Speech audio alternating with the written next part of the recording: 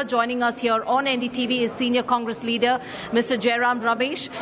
So I would like to come to you with regard to what's really happening right now in Delhi and Rajasthan. We also see Mr. Gehlot has reached Delhi. He's going to meet Sonia Gandhi and even Pilot. Can you tell us that, don't you think it becomes more pertinent, especially for Mr. Gandhi to be right? I can only tell you about the Bharat Jodo Yatra.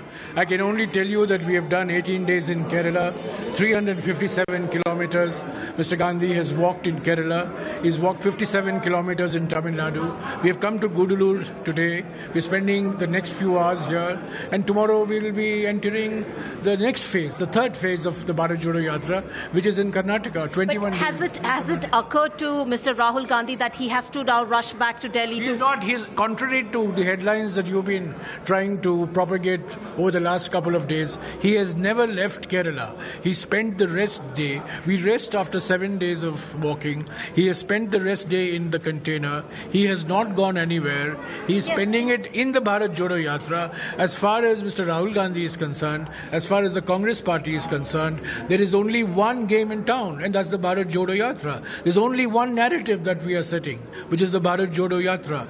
Unprecedented yatra, the longest yatra ever undertaken by any political party. Right, just last week, last week we saw how, in between of all this yatra, we did see how Rajasthan politics took center stage right here in Kerala, in Kochi. We went on to see how even Mr. Rahul Gandhi going on to say, they will, they're hoping that Udaipur declaration will be maintained, which is one man, one post. But now, he did not say that. I think the question was asked, and he was asked about the Udaipur declaration, and he said very clearly, yes, that whatever commitment has been made in the Udaipur declaration will be followed, which is the one man, one post. He also, by the way, went on to reiterate in a very clear and categorical manner the Congress's policy on the PFI. He said very convinced, very categorically, that the Congress party is against communalism of all kinds, majority communalism, minority communalism, and that it will fight all communal ideologies with zero tolerance, because communal ideologies seek to disturb social peace and are dangerous to the very ideology. But I would like to take that question back to, Mr. Gehlot. After Mr. Rahul Gandhi did speak about the Udaipur declaration, we went on to see how Mr. Gehlot, he said, yes, he will concede in the fact that, yes, he will uphold this Udaipur declaration, which means he will, abide by what the Congress High Command has to say. But when he went back to Rajasthan, we see all this crisis unfold. All I can say about Rajasthan, I'm not involved in it. Mr. Markan, Mr. Kharge, the Congress President herself, there are other people. All I can tell you is that, India is a large country. The Congress has a presence in all states.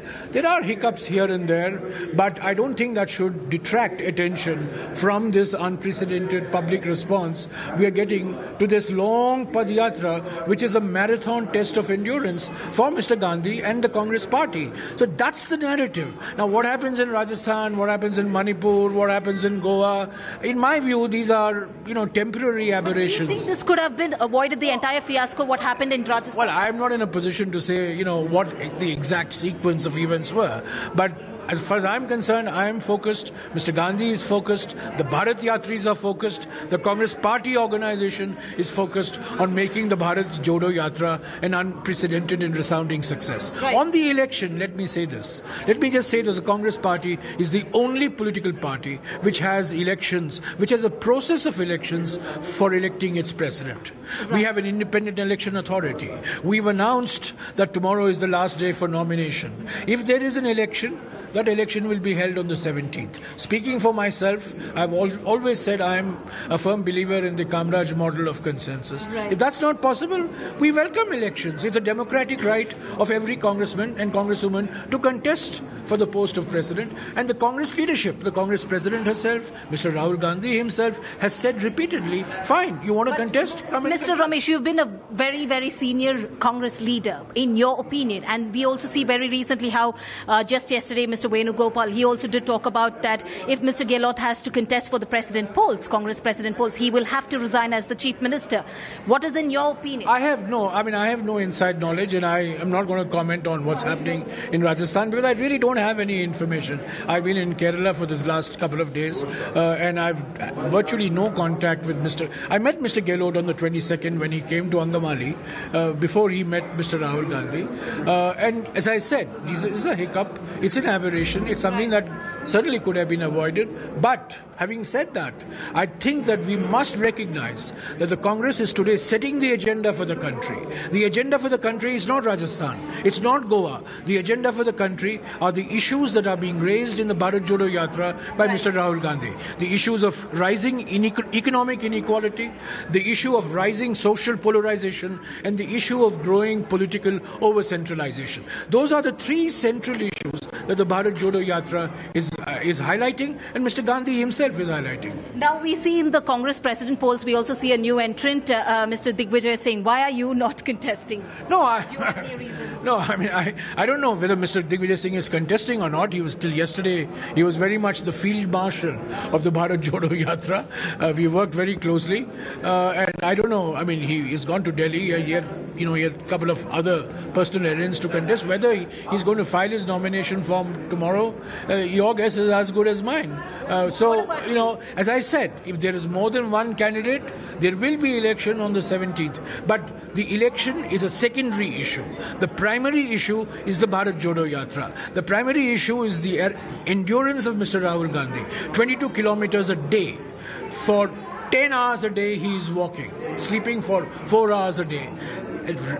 Raising issues of rising economic inequality, social polarization, political over-centralization. The country, the ruling party must respond to these issues, not what is happening in Rajasthan, not by... But did you want to contest is a question? Sorry? Was it never in your mind, did it never occur that you want to contest? Me? Yes. No, come on. I know my limitations. You have your limitations? Of course I do. And what are they? Of course. मैं अपनी औकात समझता हूँ. Well, that was Jairam Ramesh, of course, saying that, yes, he does not really intend to contest for the polls, but also talks about how, even when we questioned, wasn't it really important for Mr. Rahul Gandhi as these crises unfold in Rajasthan, and when you also see Mr. Sachin Pilot also trying to, get that appointment with Sonia Gandhi, and also right now Mr. Gehlot already in Delhi to meet Sonia Gandhi, he continues to maintain that it is very pertinent for Mr. Rahul Gandhi to continue and be here and continue with that yatra.